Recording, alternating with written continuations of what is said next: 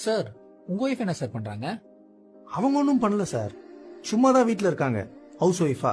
எதுக்குமே பிரயோஜனப்படாத ஒருத்திய பத்தி பேசுறதே வேஸ்ட்.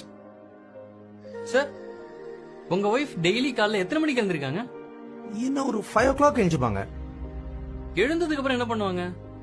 எனக்கும் பசங்களுக்கும் பிரேக்ஃபாஸ்ட் லஞ்ச் ரெடி பண்ணிடுவாங்க. அப்புறம் பசங்க ஸ்கூலுக்கு ரெடி பண்ணி அனுப்பிடுவா. அப்புறம் சார் அப்புறம் என்ன சார், பிரேக்ஃபாஸ்ட் எடுத்து வைப்பா. வீட்டில் இருக்கிற சின்ன சின்ன வேலைங்க, துடைக்கிறது, பெருக்கிறது, அப்புறம் மார்க்கெட்டுக்கு போய் காய்கறி வாங்குறது, அவ்வளவுதான் சார். அப்புறம் சார் ஈவினிங் ஒரு 6 o'clock எனக்கும் பசங்களுக்கும் ஸ்நாக்ஸ் ரெடி பண்ணிடுவா. அப்புறம் சார் அப்புறம் என்ன சார், நைட் எல்லாருக்கும் டின்னர் ரெடி பண்ணிடுவா. சாப்பிட்டு முடிச்ச உடனே பாத்திரம்லாம் கழுவி வைக்க ஒரு 11 மணிக்கெல்லாம் வந்து படுத்துருவா. அவ்வளவுதான் சார், அவளை பத்தி பேசுறதுக்கு வேற எதுவுமே இல்ல.